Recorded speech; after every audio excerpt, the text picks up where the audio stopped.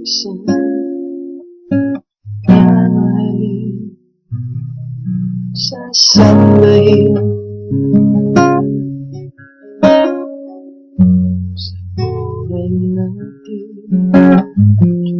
Yung isang tangi sa lahat at ibigin ng tapat, ngunit sa di sinasadya pagkakataon, at para bang ika'y nilalaro ng panahon na isang makikilala, at sa unang pagkikita tunay na pag-ibig na magdarama. Bakit ba hindi ka na kilala na ako'y malaya pa?